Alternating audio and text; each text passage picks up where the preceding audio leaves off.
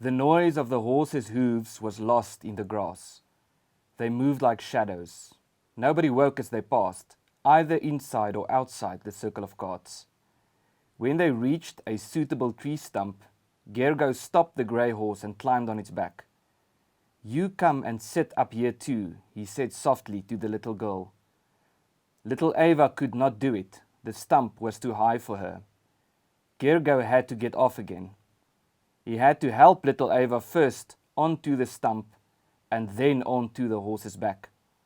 They sat next to each other on the grey horse, Gergely in front and Eva behind him. The little girl was still clutching the doll with the red skirt.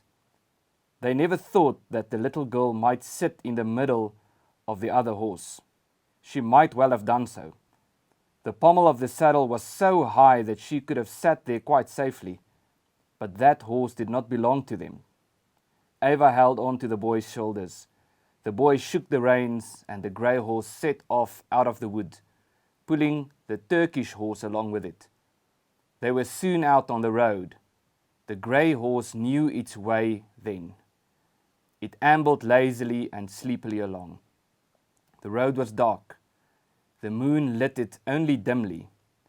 The trees stood like giants beside them. But Gergo was not afraid of them, because they were Hungarian trees. This is one of my favorite passages from the legendary Hungarian historical novel Eclipse of the Crescent Moon by Géza Gardoni. Gardoni tells the tale of the famous siege of Eger of 1552, a battle that shaped the way the Hungarians think about their own culture and heritage today. As Afrikaners, we can relate because it's very similar to our own legendary historical novel Gelofteland by F.R. Venter, which tells the tale of the famous Battle of Blood River of 1838, which also helped to shape the way Afrikaners think about our own culture and heritage today. In 1899, a group of Hungarians traveled to South Africa to fight alongside the Boers for our freedom against the British Empire during the Anglo-Boer War. Even though our two nations have developed on different patches of the globe and to a fair degree in isolation from each other, we have come to discover that there are some very important similarities between the Afrikaners, or the Boers as we are also known, and the Hungarians. But more importantly, for the sake of this video, that there are some very important lessons that we and the rest of the world can learn from the Hungarians.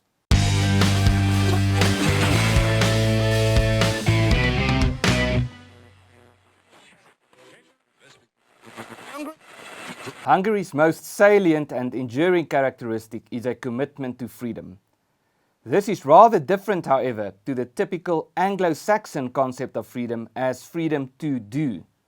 The love of freedom in Hungary is typically a love of freedom from, a freedom to be left undisturbed.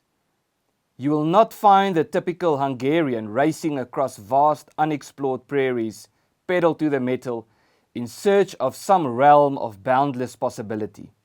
Rather, the essential quality in the Hungarian conception of freedom is a secure and undisturbed home and respect for the private lives of one's neighbors.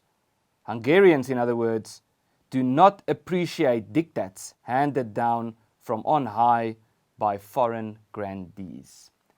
These are the words by Orban Balázs, political director to the Prime Minister of Hungary and chairperson to the think tank Matthias Corvinus Collegium in his book, The Hungarian Way of Strategy.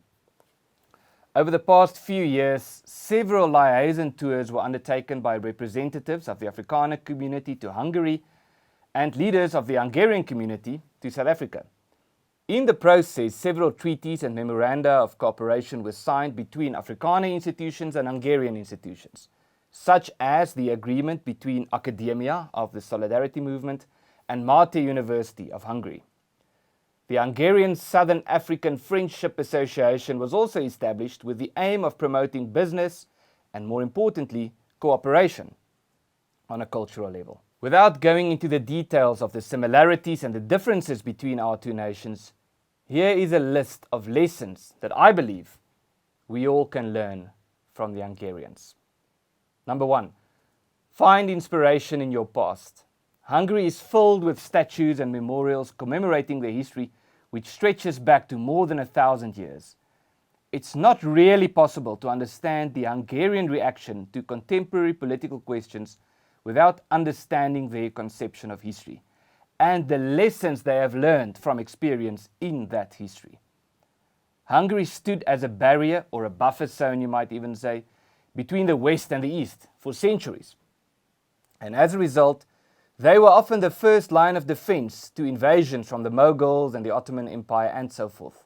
Having suffered some tragic defeats and having won some spectacular victories against all odds, the Hungarians are still here today and culturally richer as a result. This source of inspiration is not only taken from the best parts of their history, but also the worst, such as the Soviet occupation during the Cold War, the history of communism, and the oppression the Hungarians had to suffer as a result thereof, is also today regarded as a source of inspiration for the Hungarians. If you think the economic consequences of communism is bad, one Hungarian intellectual explained to us, you have to consider the psychological consequences, which are far worse. Number 2, take pride in your identity. One of the overarching messages we have taken from our interactions with our Hungarian friends is that they regard Hungarian culture, heritage and identity as something distinct and as something that does not only belong in the past, as something that is worthy of preservation, regardless of what the critics might say, and more importantly, as something that can contribute to the West, and from which certain lessons could be learned.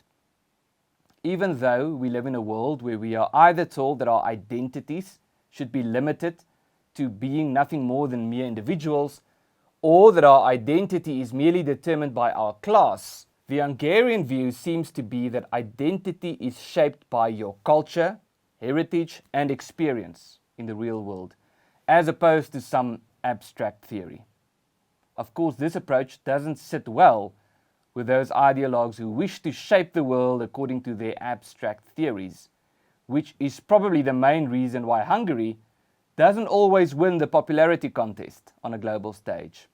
But it seems winning the popularity contest or participating in some ideological experiment is not a particularly high priority for the Hungarians, as their national identity and their contribution to the common good is what matters.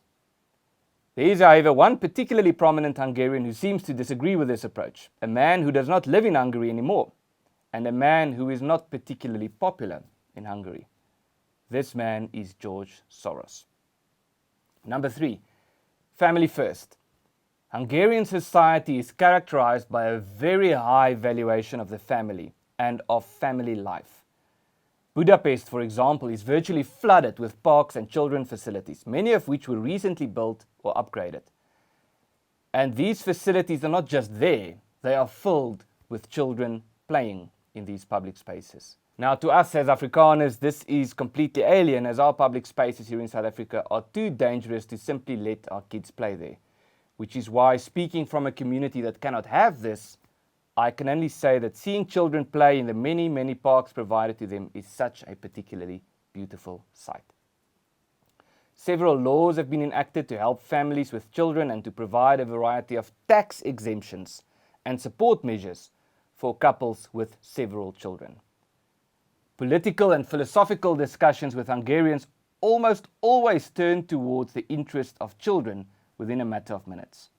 And when it comes to the preservation of what we inherit from our ancestors for the sake of our children, the Hungarian tradition is very similar to the spirit captured in the words of our famous Afrikaner philosopher N.P. van Wyk Louw, when he said that it is our duty to carry the treasure that was handed down to us safely through the crowd.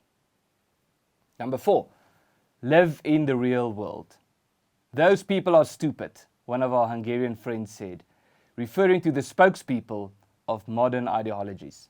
They don't seem to understand that we live in the real world and that their ideas are detached from reality. Hungarians don't seem to bother very much with abstract theories, as I mentioned before. Where are the Hungarian communist public intellectuals? I asked one Hungarian, who burst out laughing. We don't have communist intellectuals, was the answer. We know what communism is because we have been suppressed by it in the real world. Hungarians seem to believe that the pursuit of communism is inherently unintellectual. The things that occupy Hungarian discussions, it seems, are tangible things in the real world, things that matter to them because they can see and feel it, not because it is the product of some philosophical text written by some professor in political science. The Hungarians have many public intellectuals, some of whom I've met, and quite a few of whom seem to be theologians. The intellectual pursuits seem to be directed by experience in the real world and a belief in the transcendence, but by understanding the world as it is and human nature as it is, their culture and heritage as it is, and preserving this for their children, as opposed to concocting grand theories according to which they wish to change the world.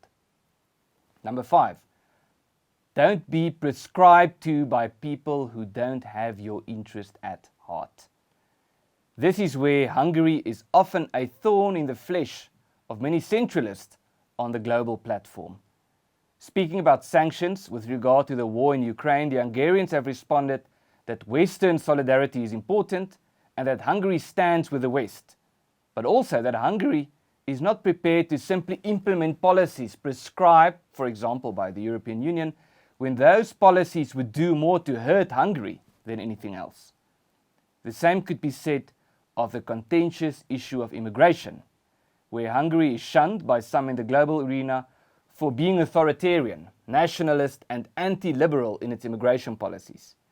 The Hungarian answer to immigration seems to be that they will take immigrants if they are Christians, and if they subscribe to Hungarian culture and the Hungarian tradition.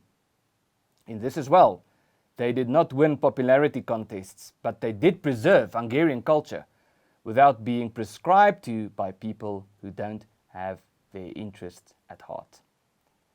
Number 6, prosperity and freedom are about much more than money and doing what you want. We live in a world where freedom is virtually inextricably connected to the notion of individualist economic freedom. This is strongly influenced by libertarian thinking along the lines of Ayn Rand. Freedom seems to be economic freedom and the absence of rules, or so we are told. Or to put it differently, to be free in popular contemporary conservative thought is not to be bound by rules and to pursue your economic interests according to your own individual desire. This is not entirely the Hungarian notion of freedom. For the Hungarians, freedom seems to mean freedom for the community or the nation, not simply freedom for the individual. This is why the Hungarian strategist Orban Balázs writes, "The success of the individual and the family benefit the community, and in the event of failure, the individual and the family find support among the members of the community. Hungarian existence finds fulfillment within a community, and the community as a whole is more than the sum of its members. Active communities make strong states and have the capacity to build states from the ground up. Communities help their members and compensate for the strengths and weaknesses of the individual." To be free, in the Hungarian frame of reference, seems not merely to imply that one should be able to make as much money as you possibly can. It is to be free as a citizen of a community that is free. A community that is free because the community is able to preserve the things that they have inherited and that they value, not as disengaged individuals, but as citizens connected to a higher purpose. One might say that the Hungarian conception of freedom is much higher than a vision of free individuals who can smoke whatever they want. Number 7, work for the next generation. This point should be obvious by now, given what has already been said. "We are small, and that is a good thing," one Hungarian said to me. What this implies is that we are not the center of the world and that there are many things that are much bigger and much more important than us mere individuals. We are here to contribute to something that is bigger than us. And who better to illustrate this point with than the man who is today popularly referred to as the greatest Hungarian, the one and only Count István Széchenyi.